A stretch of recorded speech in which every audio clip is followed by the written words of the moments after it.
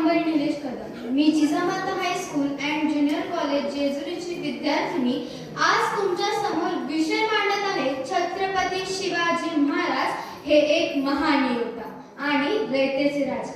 मित्रांनो, 50 वर्षाचं आयुष्य होतं महाराजांचं. पण या 50 वर्षाच्या आयुष्यात अशी एकही घटना नाही, अशा एकही प्रसंग नाही ज्याचं महाराजांनी नियोजन केलं नाही. एकही नाही. अहो ते जाऊ द्या, जन्माला यायच्या अगोदरच जन्माला यायच्या नंतर काय करायचंय हे कोणी ठरवलं असेल तर ते फक्त आणि फक्त छत्रपती शिवाजी महाराज. 40,000 सैन्य घेऊन अफजल खान महाराजांवर धावून आला. 2 मिनिटात कोथळा बाहेर काढला. पण या 2 मिनिटाचा यशामागे तब्बल 1 वर्षाचं नियोजन आणि अभ्यास होता.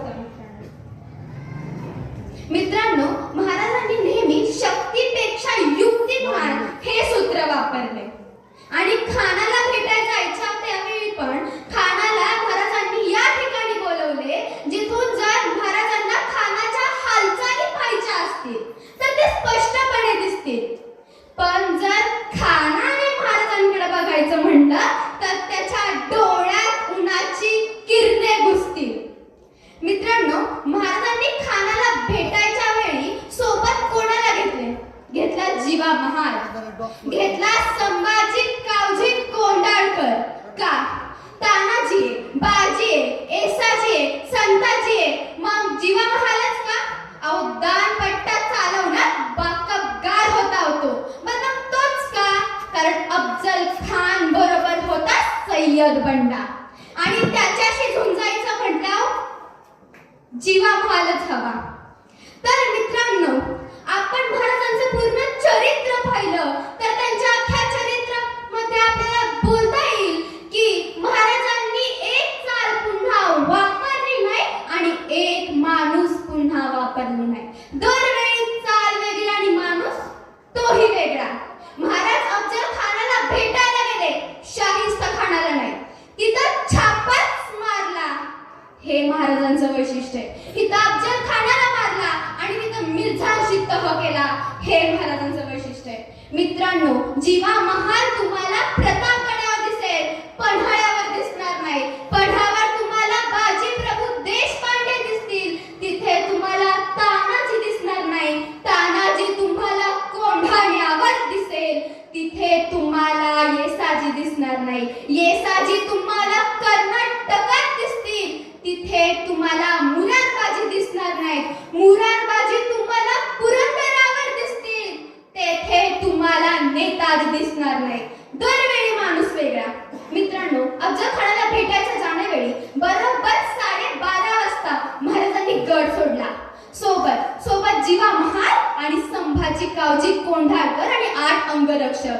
बरोबर 2 वाजता महाराज छावणीत पोहोचले. अफजल खानाला कोणी वर्दी दिली, महाराज येतायत. अफजल खान उभा राहिला. वकिलाला विचारलं, ये है क्या सिवा? वकिलाने मान डवलवली. पुढे 5-5.5 फुटाचा निर्भक्ता राजा शिव छत्रपती अस्ते कदम करत येत आहे. खानाने आपली बाग पसरली आणि म्हणाला, आओ सिवा, आओ हमारे गले लग जाओ. राजे गळा मिठी घेण्यासाठी खानाच्या मिठीत गेले. खानाने त्यांच्या पाठीवर जोर मारला, दाब दिली. खानाची कट्यार महाराजांच्या डोक्यावर अंगठ्यावर घसरली. दगा जाणवला, वाघ कडकली, खुपसली. दगा करत खान कडकडला. कृष्णाजी भास्कराने महाराजांच्या मस्तकावर वार केला. राजे बचावले. थोड्याच मिनिटात बघता सय्यद बंडाचा पट्टा महाराजांच्या मस्तकावर पडणारच होता. तो जीवा महालाने त्यांचा हात छाटला आणि इतिहास पुटपुटला. होता जीवा वाचला शिवा. मित्रांनो, सगळं झालं, ठरलं होतं. सगळं झालं की पहिल्या दिंडीत जाऊन भेटायचं. सगळे आले. 1 2 3 4 5 6 7 8 9 जण आले. धावा कुठे? महाराज एकामेकांना विचारू लागले. सर्व इकडे तिकडे बघू लागले. मागण्यात संभाजी कावजी धापा टाकत आली. संभाजींना विचारण्यात आलं, कोठे गेलता? संभाजी म्हणाले, अहो राज, तुम्ही टाकल्याने त्याच्या कोथळ्यात वाघ नको. आता मरतय का नाही काय माहिती, म्हणून मुंडकं घेऊन आलो बघा. राजाने त्यांना सांगितलं, का तुम्ही नाही ते धाडस केलं? हे तर आपल्या नियोजनातच नव्हतं ना, का तुम्ही नाही ते धाडस केलं? अहो संभाजी, आम्ही त्या उभाट नखांना आधी जहरी विष लावलं होतं. खान वाचणार नव्हता. आणि या युक्तीच्या कार्यावरून आपल्याला असं म्हणत आहे की छत्रपती शिवाजी महाराज एक महान योद्धा. मित्रांनो, शाहिस्त खानाला कसं मारलं महाराजांनी? सोबत आणली 500 सैनिक, कालावधीत परत पाठवली. एकट्याने कापली शाहिस्त खानाची बोट. औरंगजेबाच्या आग्र्याहून महाराजांनी घेतली सुटका. हे कोण करू शकलं नसतं. म्हणून तर इतिहासात कोरलंय की छत्रपती शिवाजी महाराज एक महान योद्धा. मित्रांनो, आपल्याला सर्वांना माहिती की छत्रपती शिवाजी महाराजांना रयतेचे राजा म्हणतात. पण याचं कारण माहितीये का? तुम्हाला मी या ठिकाणी एक प्रसंग सांगते. एक दिवशी महाराज दरबारात बसले होते. तेव्हा एक माणूस आला. तो म्हणाला, राजा माझ्या मुलीवर त्या रंजाच्या पाटलाने अत्याचार केला.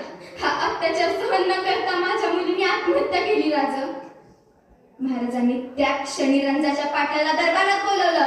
रंजाचा पाटील अत्यंत गुरमीत. महाराजांनी प्रश्न केला, का तुझ्या मुलीवर अत्याचार